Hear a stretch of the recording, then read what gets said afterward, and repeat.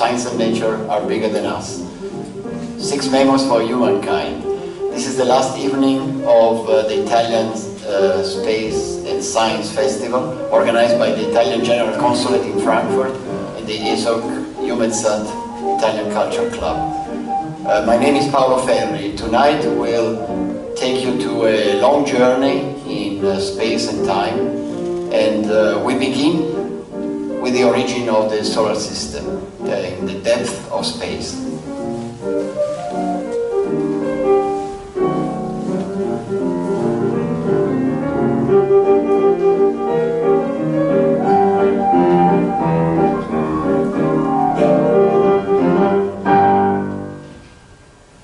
So picture yourself in the very far, very distant time. Talking about 4.5 billion years ago. At that time the universe was already almost 10 billion years old. Our galaxy was already formed, more or less in the shape that we know it today. But our solar system didn't exist. In some remote corner of the galaxy, actually peripheric corner, we are still in the periphery of the galaxy. A huge cloud of dust and gas existed. And this cloud probably existed for billions of years, until one day a star, maybe a nearby star, exploded, a supernova, and the pressure wave initiated a process that would end up with the creation of the solar system. This process was a collapse, gravitational collapse of the cloud into its center. Under its weight, it kept increasing the pressure, and at a certain point in the center of the cloud, the pressure was so high that the forces induced by the pressure of the gravitation overcame the forces of the nuclear, of the atoms inside the nucleus of the gas. And this meant that fusion, nuclear fusion started. It was the ignition of the sun. It was the birth of the sun. In the meantime, around the sun, the cloud still existed, and it rotated faster, because by collapse it was getting smaller and it was increasing its rotation. The matter that didn't form the sun started to create small corps, small bodies, and these bodies, by gravitational accretion, became bigger and bigger, accumulating the dust and the gas that was around them, rotating around the sun. This was the formation of the planets. It took only a couple of 100 million years to form the planets, so the solar system was still very, very young at that time. The big planets, rocky towards the sun, and more, say, less dense and made of liquids and gas going away from the sun. Then there was something that was remaining, all the matter, all the gas and dust that remained from the formation of the planets. It was swept to the periphery of the solar system, very far away. We're talking about billions of kilometers, but in fact even larger distances. We believe this matter exists unto interstellar distances from the sun. This matter remained there, preserved forever, for all the billions of years that the sun and the solar system existed, until our days today. Today we observe something that happens occasionally, in fact very frequently, when there is a perturbation, a gravitational perturbation in the vicinity of the solar system. These little chunks of matter that remain from the formation of the solar system fall towards the sun. And falling towards the sun, they are frozen, they are icy. We don't see them, they are very small, they are maybe as big as a mountain, so in astronomical distances they are not possible, they are not visible from Earth. But when they come close to the sun, they get heated by the solar radiation, by the light and by the heat that emanates from the sun. And they start to emit gas and dust, and we see a tail forming, and this tail is what we see from Earth, is the comets. We call them comets. For many centuries, or for millennia, we have observed them and we didn't know what they were. Until only a few hundred years ago, we thought they were meteorological events, so something that happened in the atmosphere. We didn't even believe that they were happening in the skies. Only with the birth of the modern astronomy, we understood that these are these small objects that come from very, very far distant from the sun. And they're periodic, they come and they go, they come back. So we know that most of these comets are periodic. We can even determine their period. But what is important is that they are messengers from the past of the solar system. So we want to study them because it's like doing archaeology in space. We go and see how was the solar system before its creation. What was the matter that created the solar system? On the planets, this matter has changed because of gravity, because of the radiation of the sun. But these things, being so far away for billions of years, have been preserved. So we study them with telescopes. But since a few decades, since the birth of the space age, we can go there. We can send little probes, we can send spacecraft, interplanetary probes we call them, robotic machines that can fly in the vicinity of these objects and observe them. We did that for the first time in 1986. We took the first pictures of these objects from just a few hundred kilometers away.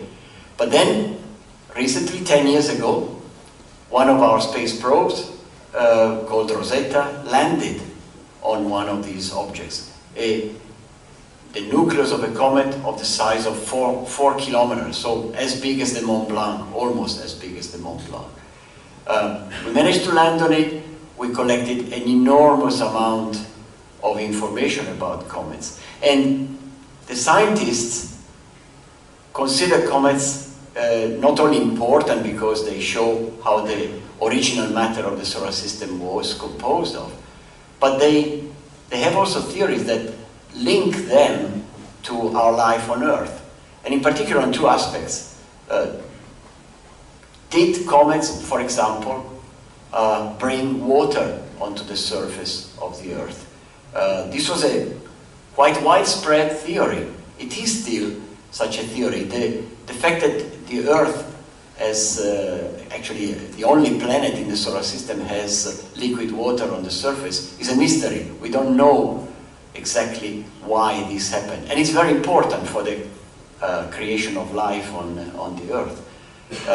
So there was a theory, maybe comets have brought water by an early bombardment. These things are made mainly of ice, so maybe by bombarding the Earth in the early stages of its formation, they brought water onto the surface, they created the oceans. The second point was, well, maybe they also brought life. And the spacecraft that we sent, and I'm talking now about Rosetta, but there's been others, and there will be others, are investigating these questions. And they've not yet been able, although we have collected enormous amount of information, we know much more about comets today, we're not yet able to answer these questions. Rosetta found very complex molecules, also organic molecules on the comet. It found amino acids, which are the basic building blocks of life, of the important molecules of life, like the DNA.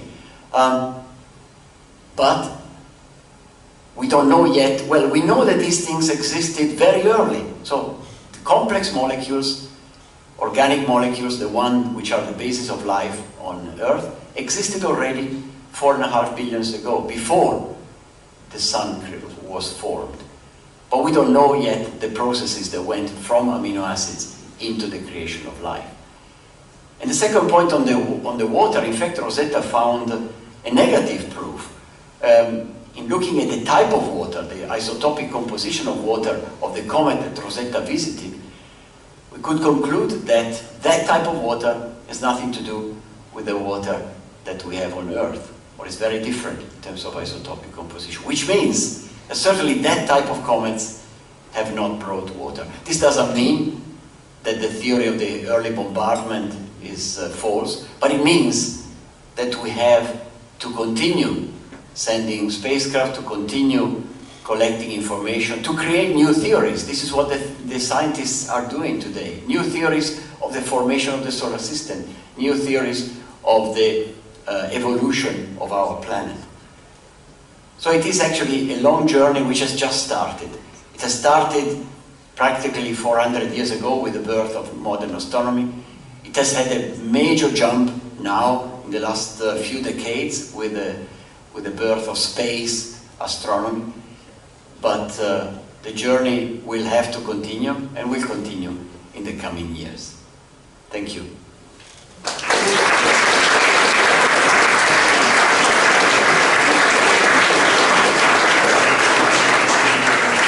So, as you know, I'm not alone on stage today, so I would ask you to welcome on stage Telmo PIEVANI.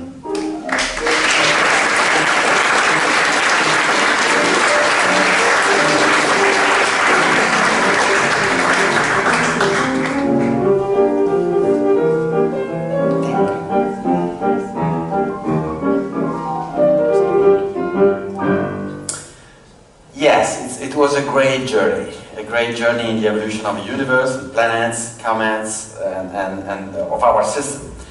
And evolution is a great journey as well. And if you consider time, the adventure of evolution lasted for at least 3.5 billion years. So it's a very long story. 3.5 billion years is almost a third of the history of the whole universe that Paolo was talking about.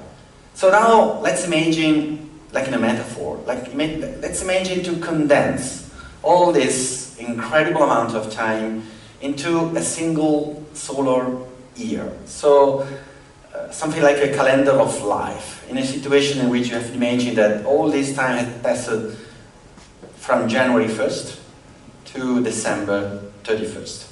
Okay? So imagine all this time condensed in a year. Each day corresponds more or less to 10 million years. And now we are right at the midnight of the last day, at the end of the year. Darwin, in his very famous masterpiece, The Origin of Species, wrote a wonderful sentence exactly in the final lines of his book. That was, from such a simple beginning, countless, most wonderful forms have evolved and continue to evolve. It's the only passage in which Darwin used the term evolution, transformation, mutation, change in life, in the cosmos, in the chemical elements, whatever. Evolution, change. So now we can start exactly from this very simple beginning, exactly when he hands down. As Paolo said, we don't know so far how evolution started on our planet, evolution of life, but more or less we know when it started. And we know that in the beginning our planet was completely inhospitable for life. It was a very infernal planet, as always happened in the beginning of life of planets, so very hot, rivers of lava, and bombing by asteroids and so on. So a very inhospitable place for life. But as Paolo said, something very mysterious and very unexpected happened. The surface of the planet has been filled up by water, maybe from the inner part of the planet, or maybe from the outside, from outer space, so from comets. Anyway, we know that the primordial ocean and atmosphere were formed very early in the life of our planet, so quite immediately after 4 billion years ago. So at that point, the stage was set. So stones, a lot of water, the sun, of course, so energy, circulating energy, and lightning. So energy, water, stones, mineral elements. But certainly we lack the ingredients, so the building blocks of life, as Paolo said. So amino acids, sugars, fats, acids, and other very strange molecules, very long polymeric molecules that were able, since the beginning, to duplicate themselves, that we call nucleic acids. As Paolo said, we know just that in the early stages of the universe, these kind of building blocks were still there, they were present. So now the ingredients are there, And so we lack the kitchen. Where was the kitchen? We don't know, because in science, you know, it's much more, we have much more things that we don't know, and maybe that we don't know that we don't know, rather than things that we are sure that we know. Anyway, the kitchen could be in two places. We have two hypotheses. One is a very famous hypothesis of the superficial soup, primeval soup, as Darwin wrote as well. And another one, so with the sun, with the radiation of the sun, with the situation related to the radiation of the sun.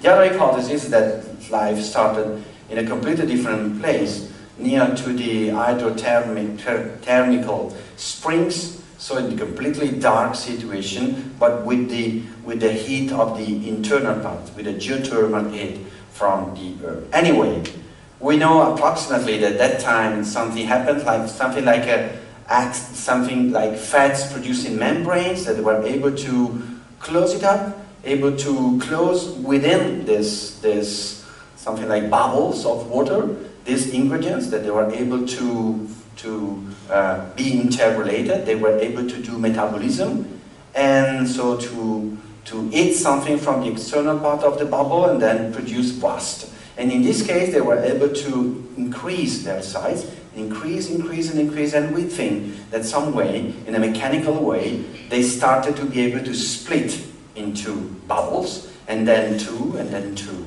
And in each splitting, these molecules able to produce a reproduction, they were still there. So they were able to transmit this primordial, maybe RNA, or maybe already DNA, we don't know. So now we can start our journey in the calendar of life. We are in January 1st, so the first day. And we know that somewhere on Earth, on the waters of Earth, a primeval organism were there. We call it Luca, last universal common ancestor, an hypothetical organism, but we are sure that he was there. So, and now you can consider some very strange things that you can see, you can observe and calculate in the calendar of life. The first one is that you have to wait until May 10, so months and months after, May 10, in order to have something happen. For example, until May 10, you can see just great battles between viruses and bacteria, because they were the two dominant forms of life there. Bacteria were able to invent wonderful things, something like an immune system against viruses that we call today gene editing. And 15 years ago, we were able to understand this point, and now we use gene editing as a powerful biotechnology. But the rights of this biotechnology has to be recognized to bacteria, so to evolution. Then, around the mid-May, something finally happened. Cyanobacteria, so specific groups of bacteria, were able to do something like a biochemical miracle that we call photosynthesis. Photosynthesis seems simple, but it's so rare, so it's so miraculous that we are still not able to reproduce it in the lab. So you can take a little drop of water, you take CO2, a little bit of sunlight, of course, you can mix, you mix together, and then at the end you get sugars, you have the building blocks for wood and plants, and has just a side effect, a worst effect, oxygen. So oxygen is just a side effect of photosynthesis. And at this point, we had the first catastrophic event on Earth. Because today, for us, oxygen means life. But oxygen was originally a poison for any living being, because oxygen is too reactive. It's very dangerous. So, in fact, most species became extinct in a huge catastrophe that we call the oxygen crisis. Very few survived.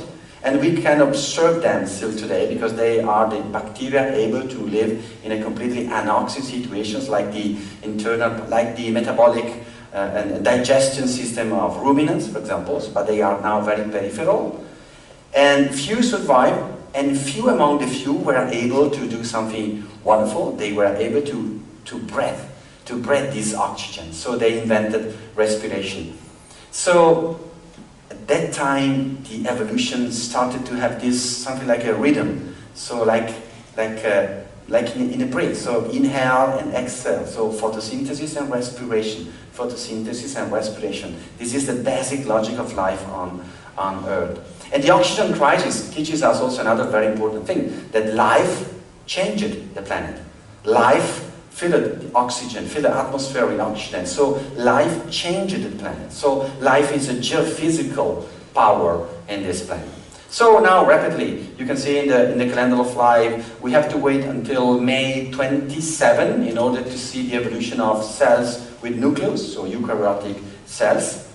And then, that's amazing, you have to wait until November the 2nd, so 10 months over 12 months, until November the 2nd, in order to see the evolution of the first multicellular organisms. So organisms made by different types of cells. We have more than 200 types of cells in our body, so we are a collective of different cells. It was a wonderful evolution. It was a wonderful experiment, 500 million years ago, again on water, of course, because cells were able to learn to divide and to differentiate in different cells, but not separating the cells, but still staying together. They divide the work, and so some cells became muscle, other nervous system, other skin, other skeleton, and so on. So a great example of cooperation, because evolution is not just competition, it's also cooperation. The major transitions in evolution were due to cooperation, not to competition. And also this story could be very interesting also today, because today it could be strange, but we understood, for example, the origin, the evolution of cancer. What is cancer? Cancer is a situation in which some cells within our bodies come back to the original selfishness of every cell that every cell had for 10 months over 12. So it's something like a coming back to the original situation of cells that were selfish. They were alone, isolated. So cancer today we know is a conflict between different levels of evolution. Selfish cells against the collective, the cooperation of the body. And then we have another wonderful acceleration in the calendar of life. Immediately after sex was invented, that didn't exist before, with great fun, of course, but also with great danger, because sex is very dangerous. In November 8, the first protochordate, so the ancestor of all vertebrates. On November 15th, the plants. On November 24th, the vertebrae began to colonize the land. And in November 29, reptiles invented eggs, which are born before chicken. Okay, first eggs and then chicken. On December the 5th, the great extinction of all time occurred at the end of the Permian. It's incredible because more than 90% of the species have been exterminated by colossal volcanic eruptions, because our planet is very violent, unpredictable, it doesn't forgive us, and it can produce great pruning to the tree of life. And finally, we have the last months. So the era of dinosaurs started around December 9th and ended suddenly due to another mass extinction, in this case due to an asteroid, the impact of the large asteroid. And this great extinction of the dinosaurs happened December 24th. So Christmas Eve. Okay? Towards the evening, we calculated also the hour, is immediately after the dinner of Christmas. Okay? This was the extinction of the dinosaur on Earth. So, what is the impression that we have from this calendar? Is something that Mark Twain, a great writer, wrote in a wonderful piece a century ago. He wrote in a very sarcastic way, if you calculate the time span of life on Earth, it's something like you have to imagine the Eiffel Tower. So from the beginning of life until today. Imagine that could be something like an Eiffel Tower. In this metaphoric picture, we as humans, we correspond exactly to the last teeny layer of paint in the last pinnacle on the top of the Eiffel Tower. And in a very sarcastic way, Twain concluded his chapter saying, and of course, we humans continue to think that the Eiffel Tower has been built precisely to put that little layer of paint on the top of it.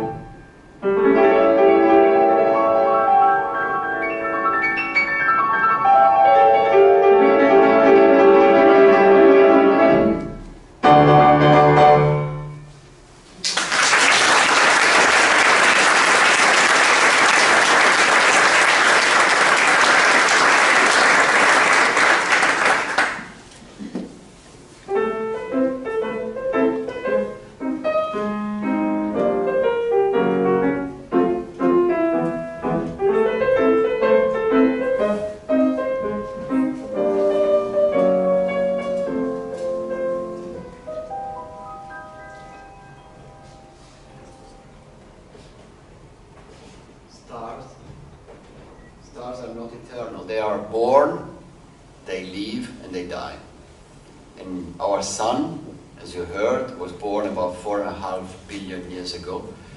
We expect its life to last 10 billion years. How do we know this? We know it by observing other stars, which are similar to the sun. We can see them in the different stages of evolution, and we can recognize that our sun will probably follow that evolution as well, depending on its mass, on its temperature. So we know it's basically a middle-aged star, hopefully not in a midlife crisis.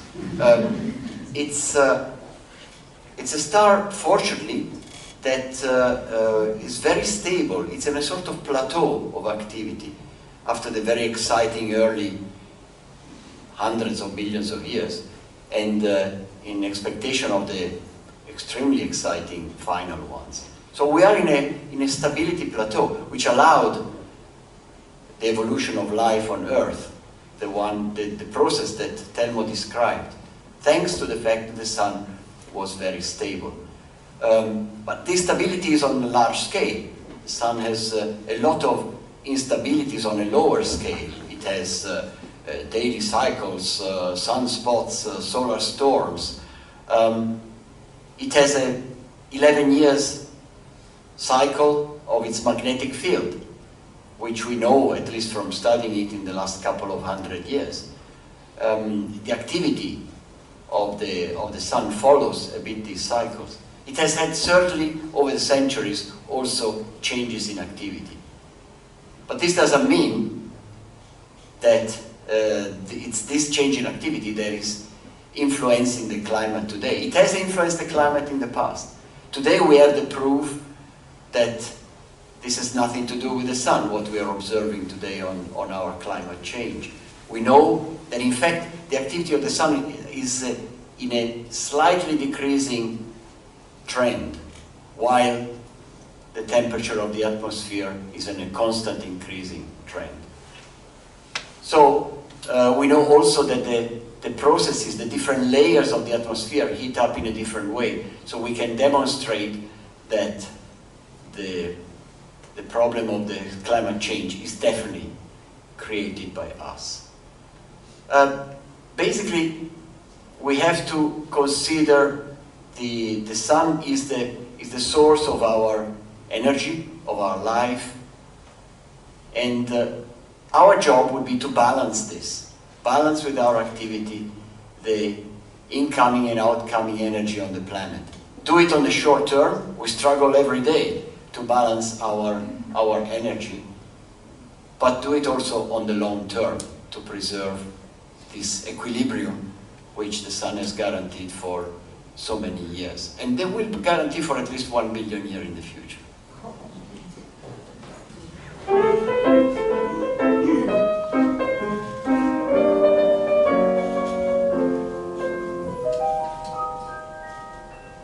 And now, thanks to the stability of the sun, evolution occurred on our planet. And evolution is also related to another kind of stability. This is the stability of a specific molecules that we call DNA. It's something absolutely incredible in life, because DNA is so stable that you can consider it something like eternal, okay? And at the same time, DNA is able to accumulate mutations. So it's stable enough in order to be transmitted, but it's not stable so far that it's not able to accumulate mutations. So evolution is always in this very delicate trade-off, like in a delicate equilibrium, in a balance between stability and mutation. Because evolution is a great relay race, like a staffetta in Italian, relay race. Because we have always organisms, so replicators that they live, they age, they die, but if they were able to reproduce, they transmitted something. So we have an inheritance, generation by generation. It's something like an eternal Ariana thread, in order to have a transmission between one generation to another. An Ariana thread that is able to be diversified in thousands of streams in the tree of life. It's the same thread, it's the same filament that is able to unite everything on life. That's wonderful. It's the universality of relatedness of everything that is living on our planet. And another point that is incredible is that in evolution, this line is a language, is a code, is a language with an alphabet, with A, adenine, G, guanine, Chi, cytosine, T, thymine, and then another one for the RNA. So we have a language that is transmitted for billions of years between different lines of the tree of life. And DNA has another incredible feature, that is the ability to gather information. So it's something that is something virtually eternal. It's something like a language, and with a capacity of gathering information that it's incredible. So let's imagine that the DNA is able to compact, to contort in every nucleus of our cells. And if you could be able to unpackage the line of the DNA, we calculated that in each cell of our body you can find 2 linear meters of DNA. 2 meters of DNA in each human cell. Now, considering that in every human body you can count around 30,000 billions of cells. If you could be able to unpackage the overall DNA in my body, in your body, that it will be able to cover the distance between the Earth and the Sun for hundreds of times. This is the amount of information that you have in every cell of your body.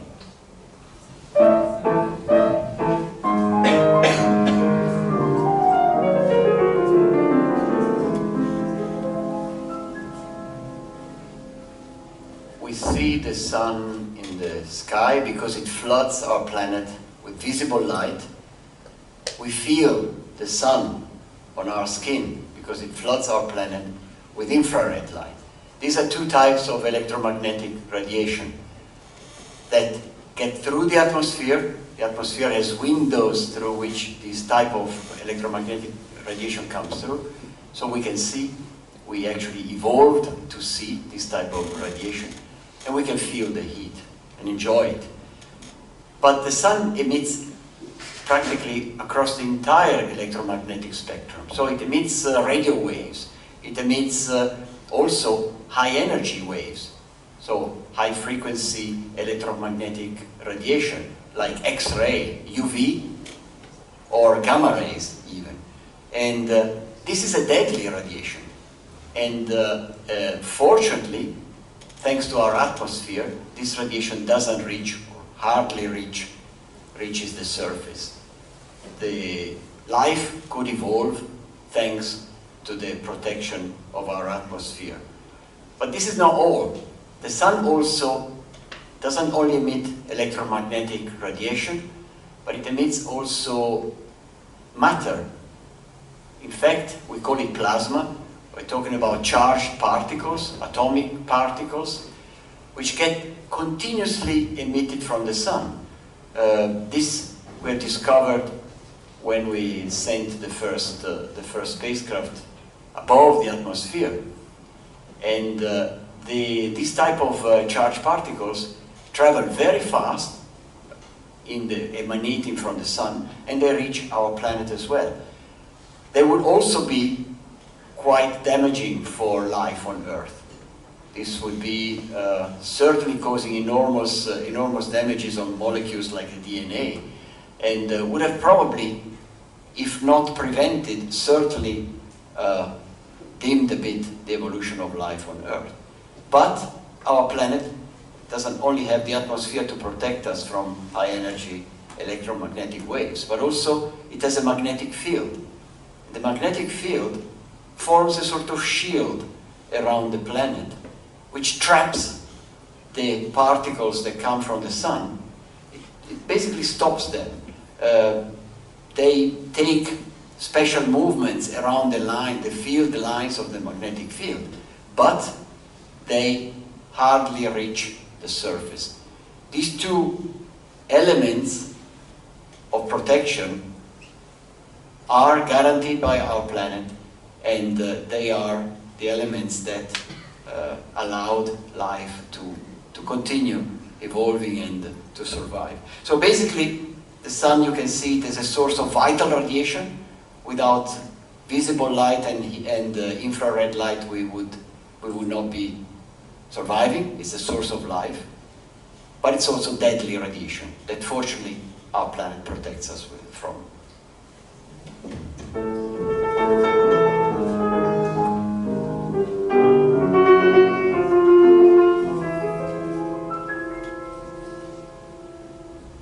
As Paolo said, in evolution and in nature, everything is ambivalent, good and heavy, together. The sun gives us radiation in terms of heat, so energy that made possible life. but gives us also radiation that could be very bad for the damaging effects on our cells. It's the same for mutation. In evolution, mutations are very good. No mutation, no evolution. Mutation is the fuel of any change in evolution. But mutations in the cells could be very damaging. They could make cells, makes our cells cancer cells with proliferating division. So good and heavy, always together in life. Anyway, thanks to this very delicate balance, we were very lucky and unexpected in the great calendar of life to be hosted by this planet exactly in the right point in history. So now we can come back to our, do you remember, our teeny layer of paint on the Eiffel Tower and add some other calculations.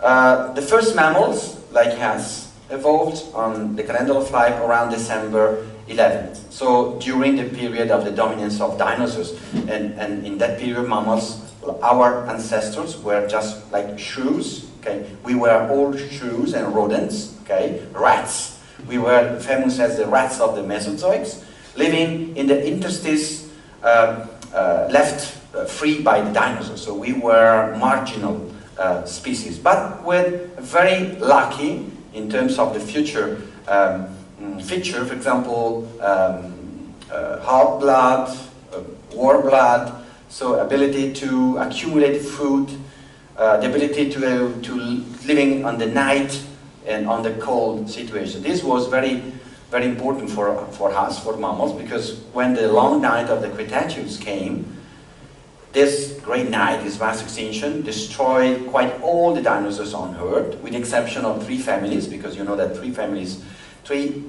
small families of dinosaurs were able to survive, and they became the birds that you see today. So birds are dinosaurs, okay, direct descendants of dinosaurs, and then quite 2/3 of the mammals. So it was a great extinction, but most of mammals were able to survive.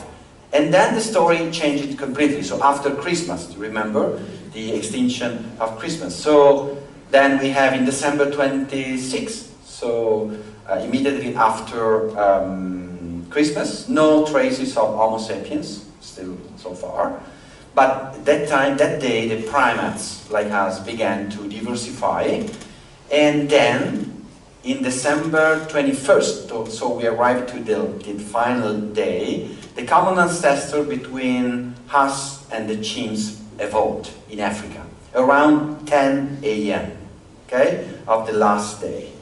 And then in few hours, the species of hominins multiplied in a great bush of species in Africa, so Ardipithecus, Paranthropus, Australopithecine species, and finally the genus Homo evolved. In the afternoon, 5:40 p.m., okay? The evolution of our genus, 5:40 p.m. At 7 p.m. and 10 minutes, the first humans left Africa. And we became the most important migrants in the world, with Homo ergaster and Homo erectus. So no traces of Homo sapiens so far. 10 minutes later, so 7 and 20 minutes, humans learned to control fire. Okay, that was very important technology at that time. And finally, at 11 and 20 minutes p.m., Neanderthals were born in Europe, our closest relative in Europe. And finally, at 11:32 p.m., the Homo sapiens finally appears in Africa. So we arrived 28 minutes before the end, before the midnight fireworks.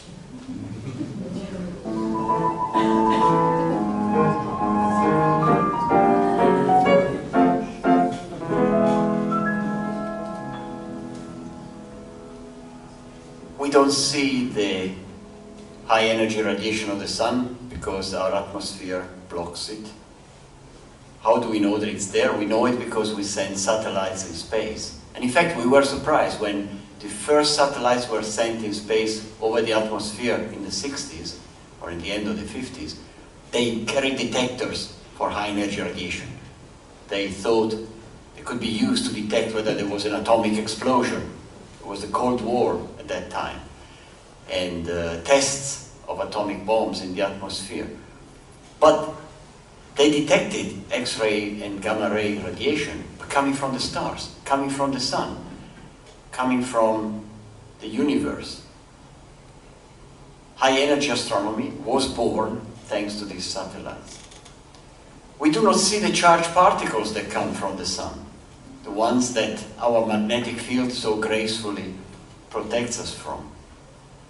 But in fact, this is not completely true. We do see, if not the charged particles, the effect that they have when they manage to get through the magnetic field. You have to think that the magnetic field has a very peculiar shape. It's not just a shell, a uniform shell around the Earth, but it has sort of pits around the poles, because the field lines of the magnetic field come out of the poles and go into the poles as well. So our polar regions are not as well protected from this flood of charged particles as our equatorial or even our latitude regions are protected. So what we call auroras or polar lights is in fact induced by these charged particles that come from the sun, and they manage to escape the protection of the magnetic field over the northern latitudes and the southern latitudes, and they interact with the higher atmosphere, doing these beautiful scenarios that you can see if you go far to the north or to the south, or if you happen to witness a solar storm.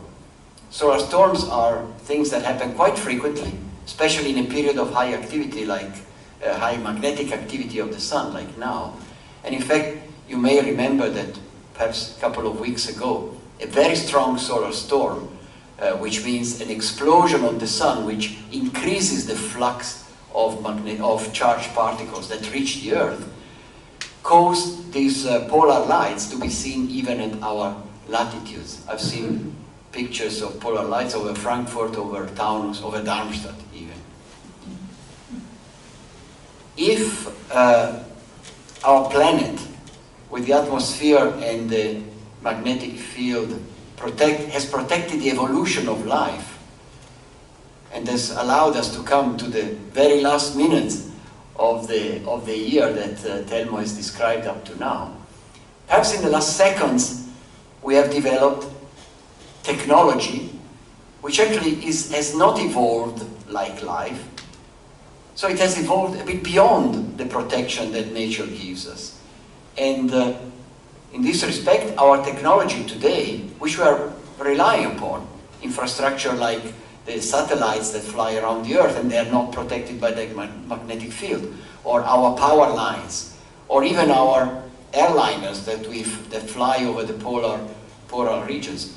This type of technology is not protected by the magnetic field, or is less protected, to the extent that when there is a solar storm, the airliners change their route, take routes which are longer to avoid the polar regions, because otherwise these charged particles would increase the radiation doses of the passengers, of the crew. Sometimes solar storms have even caused trouble, certainly on satellites, which are the most exposed to this, but also on power lines in northern Canada, for example.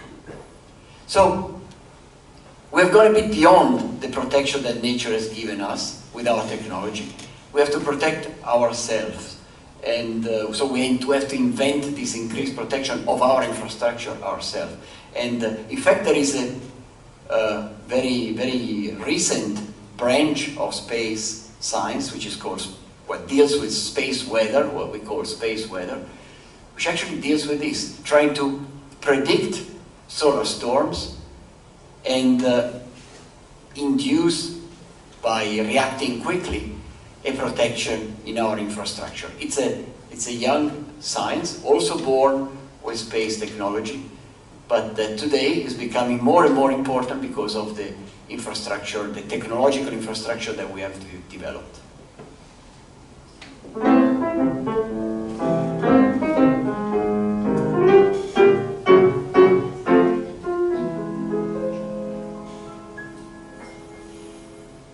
Okay, now it's time to go inside those 28 minutes. So go within the teeny layer of the Eiffel Tower. The first point is that we discovered recently, it's amazing, because we discovered that until 40 millennia ago, so in a very, very recent time, the Earth was inhabited by many, many different human species. Because we know today that we were there as Homo sapiens, but also the Neanderthals were there, the Denisova species in the steppes of Asia was there, and even two very strange pygmy human species were in Indonesia. And maybe, who knows, how many other human species we were unable to discover so far. So that's one of the most important lessons that we learned from evolution in recent times. We were not alone. And there were many other ways of being humans. So we are just one experiment of humanity on Earth. And then something mysterious, because we don't know exactly what happened, but something mysterious happened between 50 and 40 millennia ago, and we became the only surviving human species on Earth. We were able to cohabit for a long time. We were able even to hybridize, so to breed and to have offspring, so hybrid offspring that were healthy individuals, able to be hosted in the communities, but then all the other human species became extinct. And we are now around 11:32 minutes. And then you have in the few minutes all the other things, so rock paintings, civilization, and then at the end, the last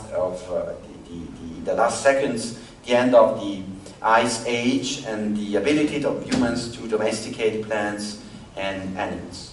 And finally, at 11:59, the story as we know it and as we studied in our schools begins, in the final minutes. So, a final consideration that usually we don't think about it. We are a very young species, very young. We were born in Africa no more than 200,000 years ago. 200,000 years in evolution is nothing. For example, is no more than 80,000 generations, human generations. So you have to imagine that in our story so far we had 8,000 passages from mother to son, from fathers to son. So only 8,000 passages, so 8,000 generations. And another incredible number that we understood recently, due to my colleague geneticists, finally we were able to calculate for the first time the total number of humans in Homo sapiens species that lived on Earth since the beginning of the story of our species. So considering 8,000 generations and 200,000 years. And the number is 107 billions of individuals, of single persons. And it's quite moving for me, because you have to imagine that everything we created in our story as a species has been created by 107 billion of real people.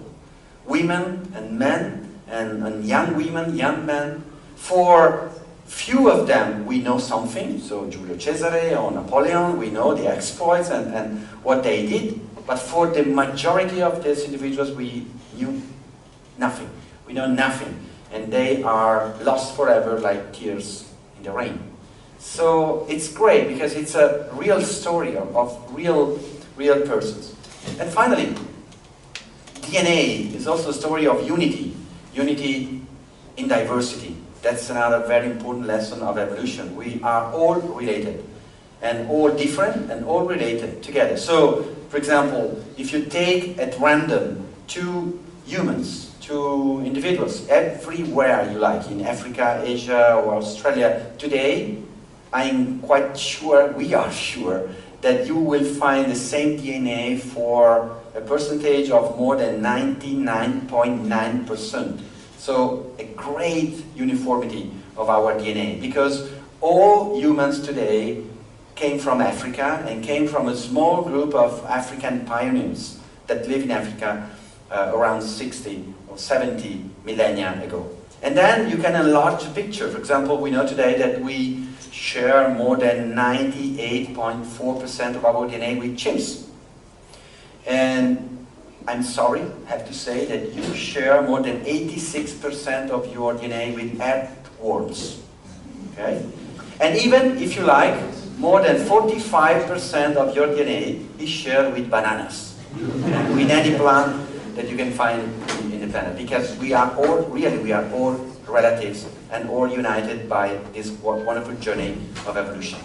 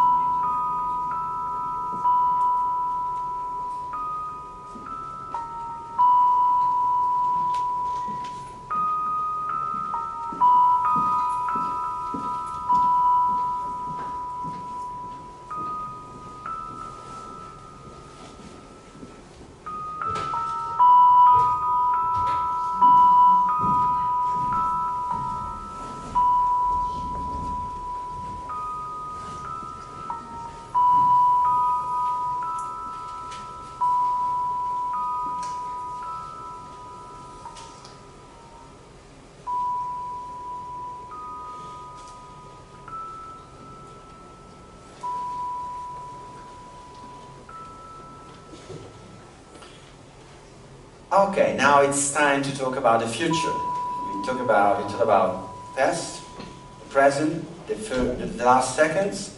Now it's time to talk about the future. And as Paolo already said, we always heard about the fact that climate always changed. Many denialists of climate change always say that, okay, climate always changes. But as Paolo said, there are at least two major differences between the climate change of the past. Even the climate change that happened in evolution, because climate change was important in evolution. Because for example, Homo sapiens migrated out of Africa due to climate change. So it was an adaptation to climate change. So climate change was crucial for human evolution. But the climate change that we observe today is much, much faster than the climate change of the past. Around 1,000 times faster than the climate change of the past. And secondly, the climate change of the past was caused by volcanic eruptions, great changes due to impact of asteroids, tectonic drift, or whatever, changes in the oxygen in the atmosphere, and so on. Now, climate change is produced by human activities, so it's a great difference. It's an anthropic climate change. So, in terms of evolution, what is happening? How can you imagine what is happening today and could happen in the future? In Germany, do you know beavers? Because in Germany there's a lot of beavers, right? Wonderful mammals, right? Wonderful rodents, beavers. And maybe you know very well the beavers' dams. Okay, beavers' dams are wonderful technologies, because maybe you know very well that it's a long story. It's very complicated to build a dam. You need weeks, and you need different materials. You need a strategy. You need the forms. You need a structure, and everything in beavers is wired in the genes, so it's incredible. If you try to domesticate a beaver in your house, it's not recommended. Anyway, you will see that in some precise moment of the year, the beaver in your house will begin to take every object and to produce a dams in your corridor, okay? Because it has the pattern of to build a dam. So it's wonderful. In evolution, we call beavers and other animals as ecosystem engineers. Why? Because they are able to change the world. Because dams, beaver dams, are able to completely change the streams, for example, of water in the mountains or in the forest. They create different habitats for other species, because they create ponds and small lakes, and so they diversify the habitats. For example, in a recent research in Bavaria, we observed that if you compare rivers and streams in which you have beavers and without beavers, where you have beavers, biodiversity is higher than more than 30% higher the biodiversity with the beavers. So beavers are very good ecosystem engineers. Humans are exactly like beavers. Okay, we are beavers at the highest degree. We build dams in terms of technologies. You remember when we discussed about the cyanobacteria able to produce oxygen. So organisms are able to change the world, and then they have to adapt to a world that they change it. This is the game, dangerous and distancing game of evolution. And humans changed the world since the beginning, since the period of Africa, because we were able to go outside Africa, and in the archaeological record you clearly see that when Homo sapiens arrived, Homo sapiens changes radically the landscape, the number of species, the ability to move in the environment and to dominate environment. When the first humans arrived in Australia, they produced a mass extinction of the mammals in Australia, the same in North America and South America. So we are an invading species. We are a species able to change dramatically the environment. And even the Neolithic transition, so agriculture and husbandry, that today we think are the most biological and natural, the original attitudes of humans. But if you look at them in evolutionary terms, agriculture was a radical revolution, because for the first time a species was able to domesticate other species and make ecosystem produce much more, a surplus of resources completely unexpected and completely unnatural. So we call this phenomenon niche construction. We are beavers out of control. Okay? We are beavers as humans, but beavers out of control. We don't produce more biodiversity, but we extinguish biodiversity. And this is typical of the ambivalence of the human presence on Earth. Ambivalence, again, because thanks to our brain and our creativity, we produce something wonderful in terms of imagination, language, artworks. But at the same time, we are very aggressive, very invadent species. We can say that Homo sapiens is the most important invasive species on the world today. So this is what we call an evolutionary trap. This is the risk. That means, in a precise way in evolution, that when you are a niche constructor, a niche builder, what happens to the next generation? That you pass to the next generation genes, of course, in Darwinian sense, your ideas, your culture, but also a third thing, the ecological modification that you introduced in the previous generations. So our sons, our children are inheriting from us genes, cultures, and environmental changes. And if, and unfortunately this is the case, if the next generation will have more problems in adapting to the environment, this is an evolutionary trap, because we are decreasing the fitness of the species. And this is exactly what is happening in what we call today a polycrisis, because what is worrying today is not the crisis by itself, but the fact that you have climate crisis, the loss of biodiversity, you have inequalities, you have crisis of resources that are intertwining together, that are linked together in unpredictable ways. So what could be the solution? We don't know. In evolution, we have the prohibition to prediction in evolution, but I could say that maybe we have not to wait for miraculous technologies. It's very important to finance research, science, and innovation in technology, but we need also changes in our models of consumption, of production, of nutrition, of transportation, and so on. And at the same time in evolution, there's another lesson. In evolution, you can never come back.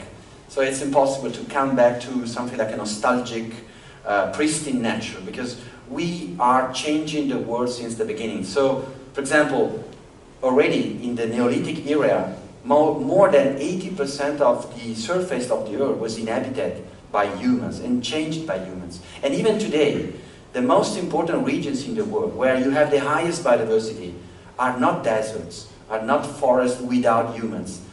They are regions in which humans are there for millennia, and they were able to co-evolve in a slow way, in a wise way with the environment. And I'm talking, of course, about native peoples. Native peoples, hunter-gatherers, able to change in a very productive and positive way their relation with environments. There you can find the highest level of biodiversity. So we as humans, we can be good gardeners of our planet if we want. So finally, this is a show about 6 mammals for the future, like Italo Calvino masterpiece. So finally, my 3 mammals for humankind for the future are contingency. So we were very lucky. It's a privilege to be here. The second is humility, because nature is bigger, really bigger than us, and much more powerful than us. And serendipity, because my final hope is that in the minds of future generations, we will find ideas, inventions, discoveries that today I'm completely unable to imagine. So my third word would be serendipity.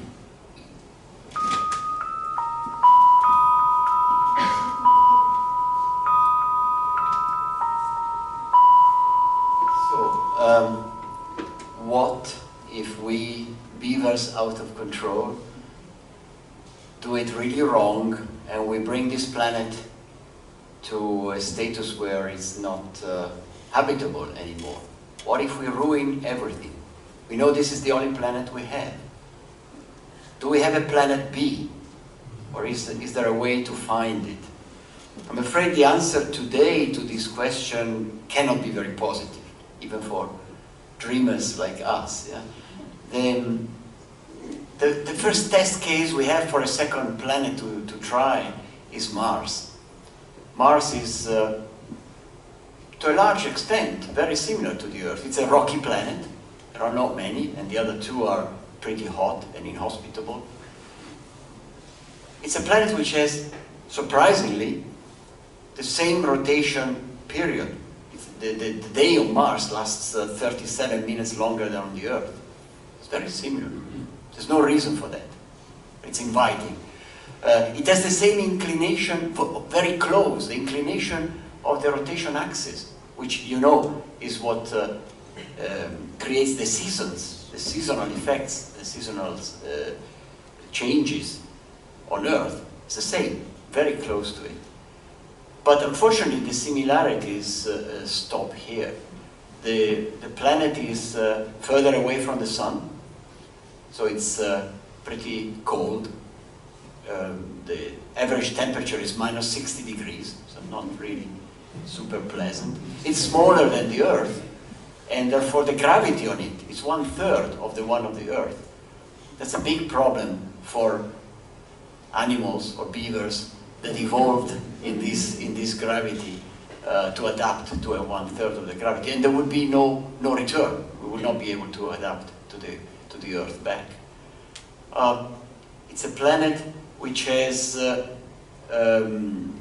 very elliptical orbit, eccentric orbit around the sun. So the seasons are extreme on Mars. So there are very powerful storms of dust. Not very pleasant either. And it doesn't have an atmosphere. It does. There is an atmosphere which is about 1/100th of the density of the atmosphere on Earth. And in any case, it's not breathable. It's mainly carbon dioxide. So, finally, another thing which is very important, it doesn't have a magnetic field. I told you before about the importance of the atmosphere on Earth, not only to breathe, to protect us, the importance of the magnetic field. So basically, the surface on Mars is not a pleasant place to be. Why do we talk about going to Mars? Why do we spend money, and we will send human beings to the surface of Mars? I'm convinced about that. Maybe not so soon as my generation was hoping when we were kids, but it will happen in a few decades. We study Mars because Mars, we know, thanks to the space probes that we sent there over the last decades, we know that Mars had a past that was similar to the one of Earth. It had liquid water on the surface. Today it's a desert. It probably had a magnetic field. It definitely had an atmosphere. Otherwise liquid water would not persist. So, what happened to Mars? It's very important to study this planet, to try and understand its evolution. Could the same processes that made Mars so inhospitable as it is today happen on Earth? How long would it take to end up in that situation? How much time do we have on this planet? So Mars is important, if not as a place to live as planet B, certainly as a comparative study with our planet. We have to continue that. It's important maybe as a test. You can go there to see, okay, what it means to go to another place very different from the Earth and maybe try to live on a longer term, but certainly not a place where humankind could migrate to. There are no other places which are more promising in the solar system. The moons of Jupiter, they are immersed in radiation, they are cold, they are small, gravity is even lower than on Mars.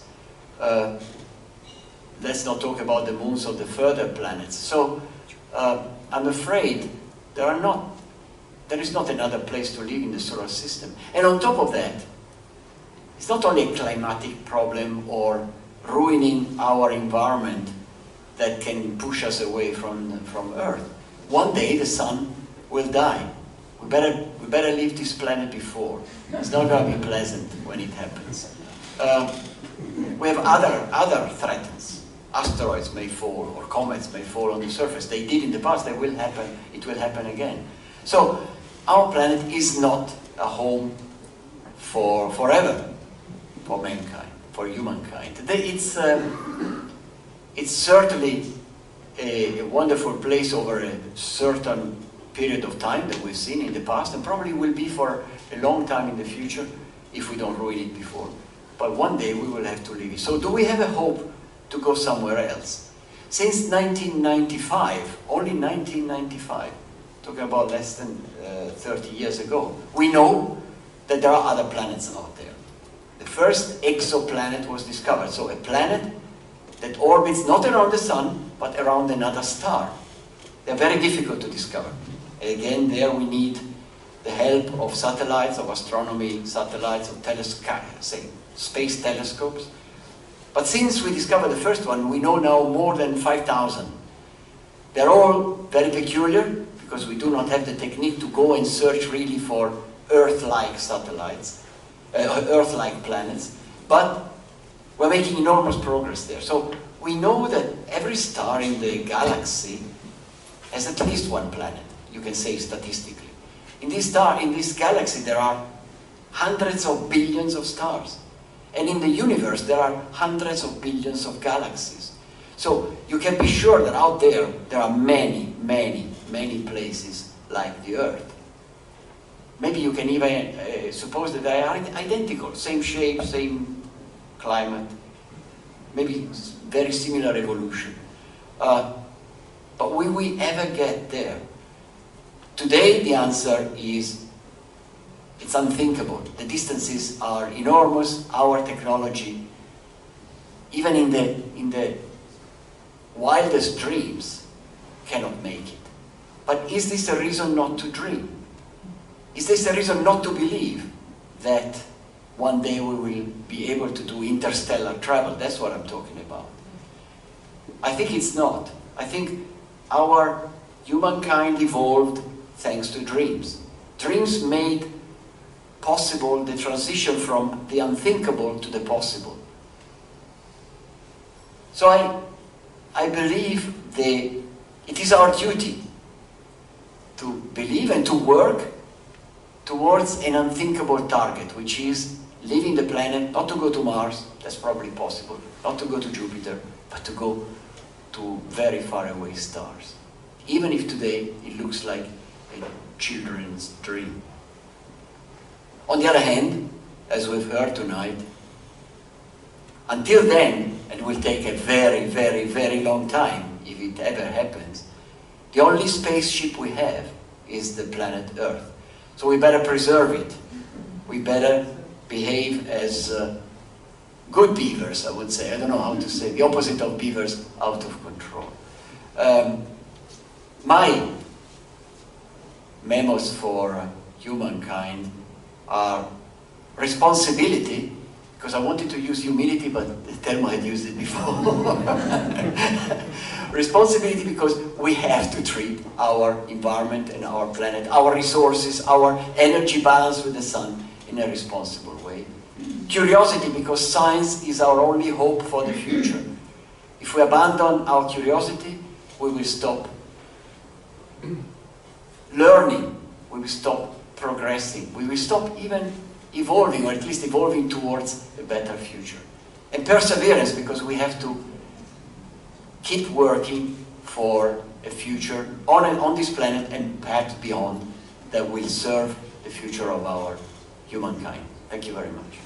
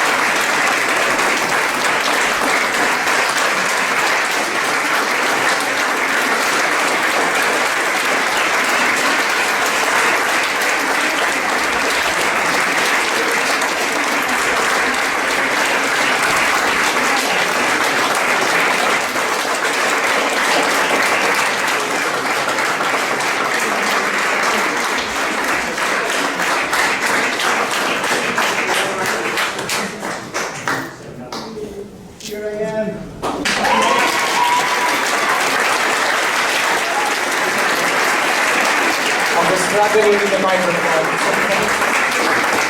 Wow, thank you so much.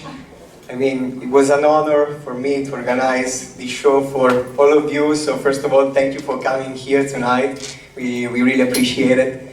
And thank you to Paolo and Telmo for being here, to bring their expertise and their personality to this show. It's a really added value, and we are really thankful for this. So please, a round of applause.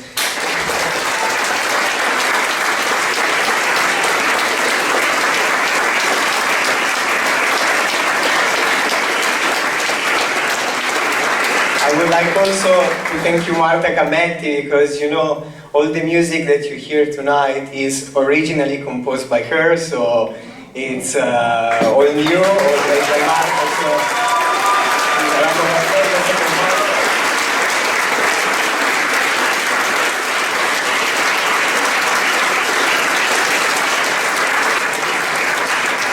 and of course, I'm not also alone in preparing all of this, because I would like to call also on stage Greta De Marco and Flavia Vigliotti that helped me a lot for this.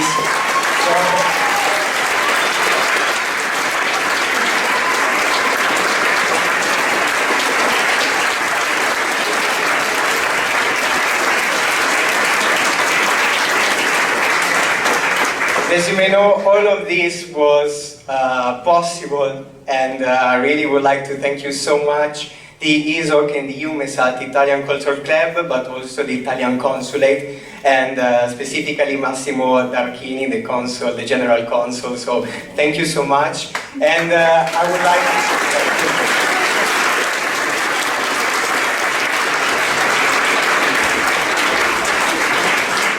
to last but not least, also Michele Santoriello, that of course helped a lot in the organization, in all the process, and I would like to call him on stage, so please.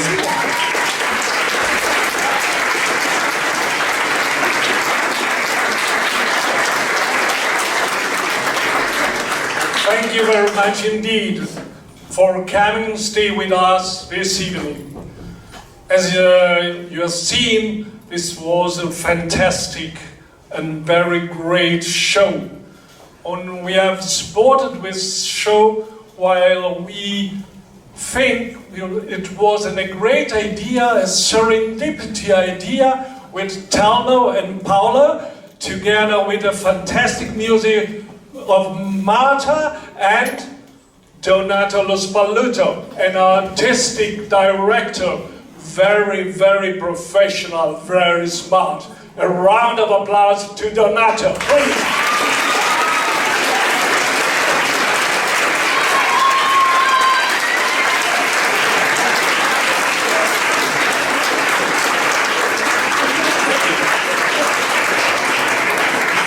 And please follow us. Next year we have an intention to make the 5th edition of Science and Space Festival, Galileo Galilei Science and Space Festival, and we will continue to make science meets music with another project, with another stupid and fantastic protagonist like Paolo and Telmo, and maybe with this fantastic artistic director, Donato Lo Spalluto, and the music of Marta Cametti.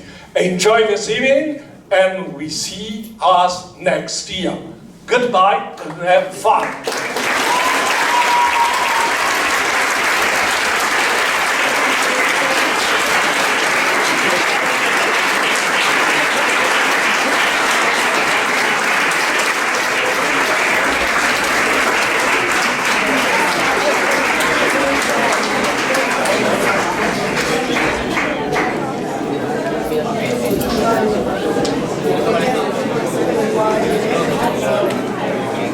Yeah.